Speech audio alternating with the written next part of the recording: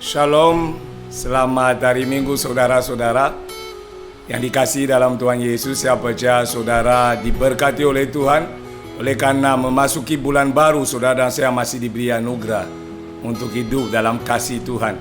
Oleh karena itu saudara, kita akan juga mempelajari di bulan yang baru sebuah tema yang baru, yang adalah memanifestasikan terang ilahi.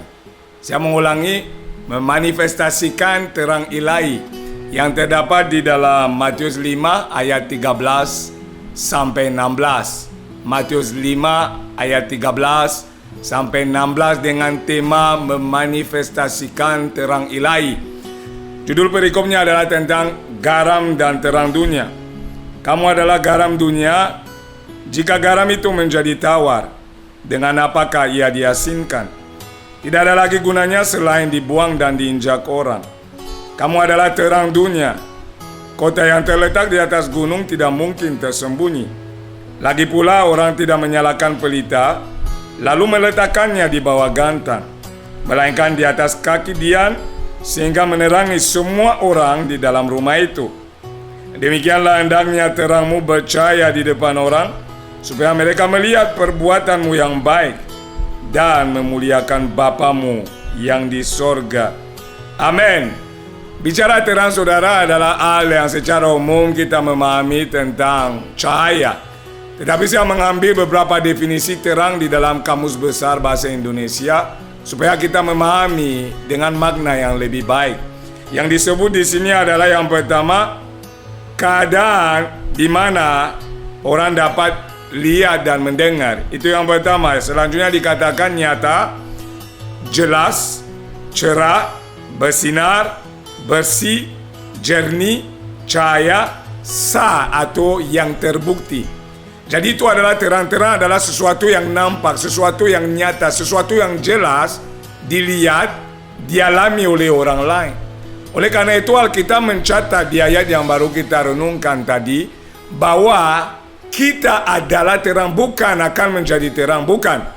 Di dalam Kristus kita tidak menjadi terang lagi. Di dalam Kristus kita sudah adalah terang. Kenapa? Kita ada di dalam terang itu sendiri adalah pribadi Yesus Kristus Tuhan. Maka kita melihat di Yohanes 8:12, Alkitab mencatat begini.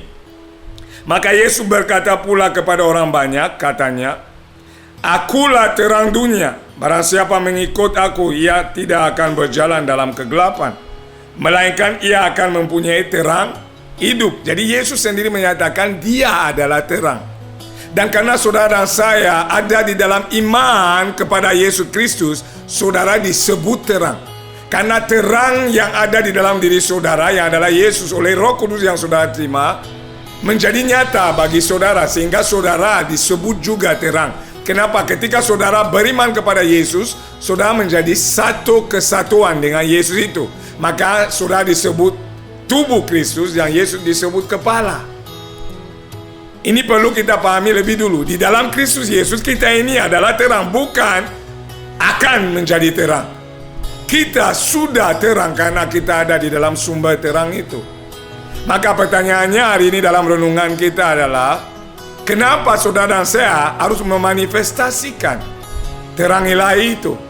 Kenapa saudara dan saya menurut Alkitab dikatakan harus ada dampak, ada manifestasi, ada kenyataan daripada terang itu yang saudara manifestasikan?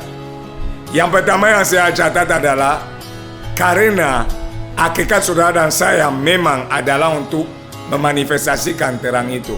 Hakikat kita adalah terang, maka kita sebagai terang harus memanifestasikan terang itu. Kita lihat dulu ayatnya saudara, kita membuka ayat yang ke-14. Kamu adalah terang dunia. Kota yang terletak di atas gunung tidak mungkin tersembunyi. Jadi ada 14 menyatakan saudara dan saya adalah terang. Itu bukan sesuatu yang akan datang, itu adalah present tense yang bicara sekarang ini. Jadi sekarang dalam iman kepada Yesus Kristus, saudara dan saya disebut terang. Hakikat kita adalah terang. Oleh karena itu saudara harus memahami, karena hakikatnya adalah terang, saudara wajib akan memanifestasikan terang itu. Kenapa? Kalau ada lampu, orang akan melihat dampak lampu. Saudara lihat contoh AC. AC itu adalah air conditioner. Artinya AC itu membawa kedinginan, suasana yang dingin, yang enak, yang sejuk. Tidak bisa, karena hakikatnya demikian, tidak bisa tidak. AC harus memunculkan yang namanya kedinginan. Sama dengan saudara dan saya. Saudara kalau benar hakikatnya adalah terang, akibatnya adalah saudara akan memanifestasikan terang itu. Sehingga sesuai definisi, orang akan bisa melihat itu secara nyata. Akan menjadi sesuatu yang jelas bagi orang lain. Kenapa yang pertama kita ini harus memanifestasikan terang ilahi? Karena saudara dan saya pada hakikatnya disebut terang. Ayat 14 jelas menyatakan, kamu adalah terang dunia. Bukan terang di rumah, terang dunia. Dimanapun saudara beranjak, di sanalah orang harus melihat manifestasi dari terang itu. Ini penting untuk saudara pahami. Karena kalau tidak memahami, saudara tidak bisa melakukan yang seharusnya saudara lakukan. Maka saudara memahami dulu apa yang menjadi ciri khas saudara, apa yang menjadi hakikat saudara, apa yang menjadi esensi pribadi saudara. Saudara bukan sekedar anak Allah di dalam Kristus Yesus, tetapi saudara dan saya adalah terang dunia ini. Oleh karena itu saudara, kita melihat ayat 15. Dia melanjutkan dengan berkata, lagi pula orang tidak menyalakan pelita lalu meletakkannya di bawah gantang, melainkan di atas kaki dian, sehingga menerangi semua orang di dalam rumah. Jadi yang namanya lampu tidak bisa disembunyikan. Saudara nggak bisa punya lampu yang kita beli seperti ini dan saudara taruh di bawah tempat tidur, karena fungsinya bukan di sana. Saudara akan taruh di tempat di mana terang dari lampu itu bisa dilihat oleh banyak orang, bisa dinikmati, bisa jadi sesuatu yang nyata dan nampak.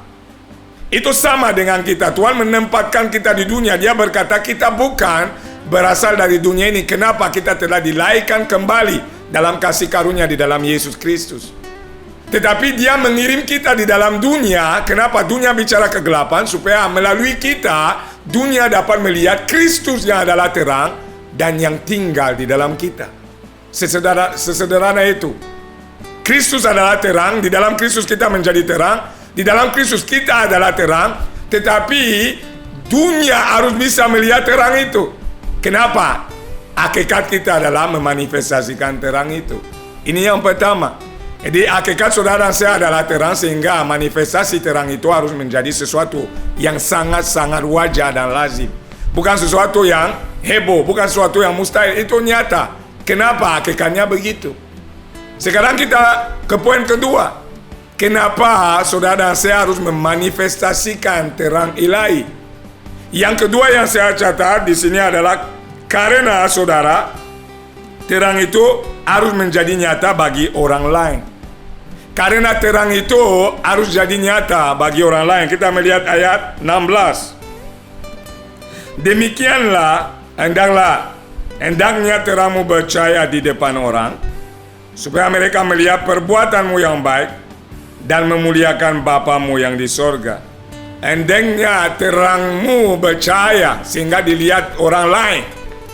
Kenapa? Yang kedua, karena manifestasi terang kita akan bisa dilihat oleh orang lain dan menjadi berkat bagi mereka. Jadi kita memanifestasikan terang. Kenapa? Terang itu menjadi berkat.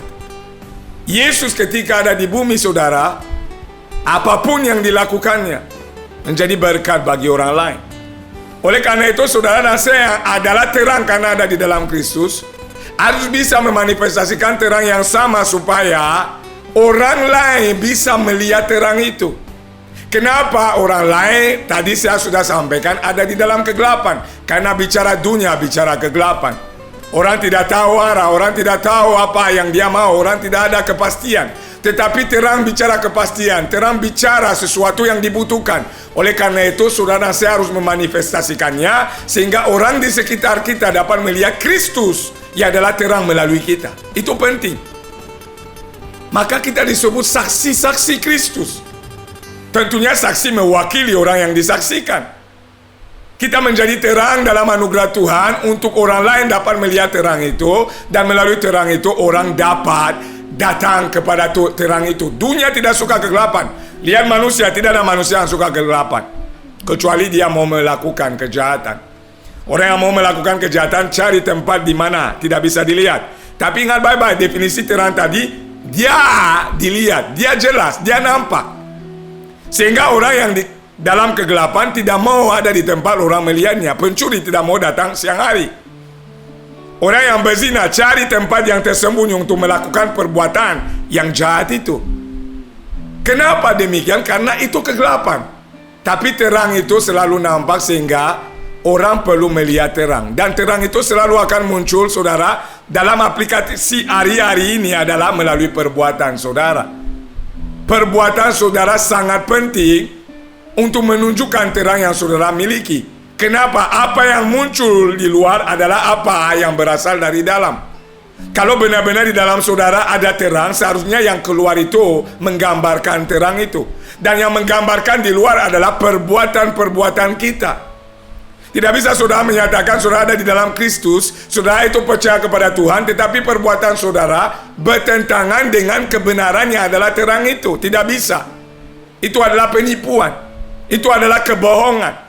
Saudara harus bisa membuktikan apa yang ada di dalam sebagai terang melalui perbuatan saudara yang ada di luar. Perkataan saudara melambangkan terang, perbuatan saudara melambangkan terang. Apapun yang saudara lakukan melambangkan terang itu, membuktikan terang itu, menyatakan terang itu, menjelaskan terang itu. Itulah yang benar. Dan kita membuktikan Yesus. Orang sakit dia sembuhkan, perbuatannya menunjukkan kasihnya. Orang lumpuh dia sembuhkan, perbuatannya menunjukkan kasihnya. Orang yang tidak punya makanan, dia melimpahkan ikan dan roti supaya mereka makan. Dia membuktikan kasihnya, itulah terang yang menjadi nyata. Bagaimana dengan kita hari ini? Apakah kita hanya berbicara dengan bibir? Bibir harus sinkron dengan yang namanya perbuatan. Sehingga kita catat, kalau hanya berkata beriman tetapi saudara tidak ada perbuatan yang menunjukkan iman itu, saudara berbohong atau iman itu adalah kosong. Maka manifestasi terang ilahi adalah satu kebutuhan bagi dunia yang ada di dalam kegelapan. Oleh karena itu saudara harus memahami bahwa saudara harus mengoreksi diri saudara harus melakukan perbuatan yang seturut dengan kebenaran, sehingga kebenaran yang adalah terang akan menjadi sebuah kenyataan bagi orang yang di sekitar kita. Dan melalui itu mereka akan mengalami kasih Kristus. Mereka akan lihat Kristus yang tidak kelihatan melalui saudara, sehingga mereka akan mendapatkan kesempatan datang kepada terang itu. Ini yang kedua saudara, dan tidak bisa dipungkiri. Sekarang saya ajak saudara lihat satu ayat yang penting di dalam 1 Yohanes 2, di mana dikatakan, barang siapa mengatakan bahwa dia ada di dalam dia, ia wajib hidup sama seperti Kristus telah hidup. Itu adalah 1 Yohanes 2 ayat yang ke-6. Barang siapa mengatakan bahwa dia ada di dalam dia, yaitu Yesus. Perhatikan kata ini, ia wajib hidup sama seperti Kristus telah hidup. Dia wajib. Jadi tidak cukup saudara mengutarakan saudara adalah orang percaya. Tidak cukup saudara menyatakan saya ini adalah orang yang ikut Yesus. Tidak. Tetapi saudara harus membuktikannya melalui tindakan saudara, melalui perbuatan saudara, melalui cara bicara saudara, melalui cara berpikir saudara, sehingga benar-benar Yesus itu menjadi nyata. Makanya di dalam Filipi 2 ayat 5 dan seterusnya 4-5 dikatakan di sana bahwa hendaklah kita mempunyai pikiran yang sama dengan Kristus. Pikiran kita pun harus seturut dengan pikiran Kristus, bukan dengan pikiran dunia ini. Karena dunia punya caranya untuk berpikir, dan cara pikir dunia adalah kegelapan. Tetapi kita sebagai terang, kita harus mengubah itu melalui apa? Tindakan nyata, perbuatan yang nyata, perbuatan yang bisa dilihat, dianalisa, dibuktikan oleh dunia ini. Ini yang kedua saudara. Maka penting saudara memanifestasikan yang namanya terang yang ilahi, karena saudara sudah memilikinya. Roh Tuhan tinggal di dalam kita.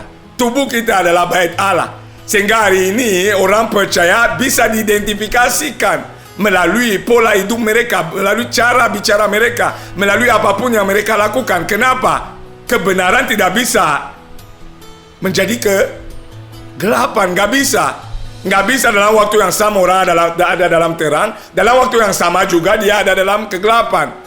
Kalau saudara tidak ada dalam terang, saudara ada di dalam kegelapan. Dan sebaliknya, kalau saudara tidak ada di dalam kegelapan, saudara otomatis ada dalam terang. Di mana tolak ukurnya adalah saudara melalui perbuatan saudara yang sesuai dengan kebenaran. Makanya banyak orang Kristen perlu bertobat. Karena kalau tidak, mereka menipu diri mereka sendiri. Ini poin yang kedua, saudara. Kalau yang pertama, karena hakikat kita adalah yang namanya terang. Yang kedua, karena memang terang yang kita manifestasikan harus bisa dilihat oleh orang di sekitar kita. Dia menjadi sebuah kesaksian.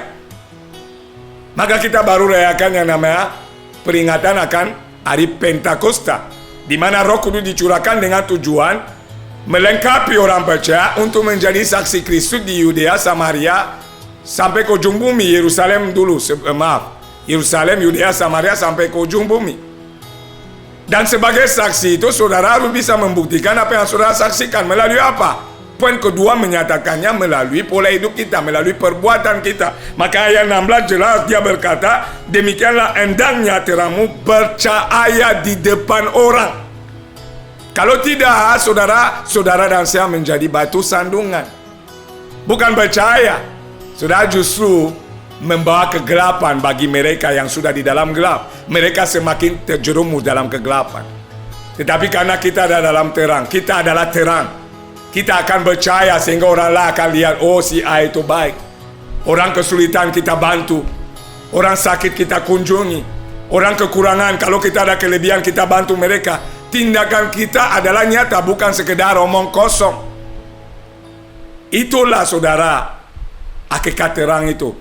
Dan orang harus melihatnya. Poin ketiga dan terakhir, kenapa saudara dan saya harus memanifestasikan terang ilahi? Yang ketiga adalah karena memanifestasikan terang ilahi membuahkan kemuliaan bagi nama Tuhan. Membuahkan kemuliaan bagi nama Tuhan. Ketika saudara akan berlaku seperti seharusnya, nama Tuhan pasti akan dimuliakan. Lihat ayat 16. Demikianlah hendaknya terangmu bercahaya di depan orang, supaya mereka melihat perbuatanmu yang baik. Perhatikan perbuatanmu yang baik, perbuatanmu yang berguna, perbuatanmu yang memberkati, perbuatanmu yang luar biasa, dan memuliakan Bapamu yang di sorga. Ketika saudara melakukan sesuatu yang baik, orang akan mulai bertanya tentang iman saudara. Orang akan mulai memuliakan Yesus. Kenapa? Yesus yang saudara beritakan, saudara membuktikan melalui perbuatan saudara. Sehingga orang yang menerimanya akan mengagumi Yesus itu. Mereka akan mulai juga menyatakan ya. Tetapi kalau mereka lihat saudara bicara A menjadi B dalam perbuatan, mereka menyatakan munafik. Maka faktanya adalah banyak orang tidak mau ikut kekristenan hanya karena melihat orang Kristen tidak seperti Yesus yang diberitakan itu. Kita lihat itu, Muhammad Gandhi telah menyatakannya. Saya menyukai Kristus Anda, tetapi aku tidak menyukai orang Kristen. Kenapa? Orang Kristen berbeda dengan Kristus yang mereka beritakan. Itu adalah ironinya. Orang Kristen banyak tidak jadi teladan. Dan tidak mungkin mereka orang seperti itu disebut terang. Kenapa? Terang itu selalu berbuah kebaikan, berbuah kemuliaan bagi nama Tuhan. Ini poin ketiga, saudara. 3 hal ini penting untuk kita pahami di bulan yang baru, sehingga kita akan menjadi berkat buat banyak orang ke depan. Jadi yang pertama, kita menjadi terang. Kita memanifestasikan terang. Karena apa? Hakikat kita adalah terang. Yang kedua, karena orang lain perlu melihat terang itu melalui perbuatan kita. Yang terakhir, karena itu mendatangkan kemuliaan bagi nama Yesus. Saya menyatakan shalom. Tuhan Yesus memberkati saudara dan tetap pegang iman kepada Yesus. Amin.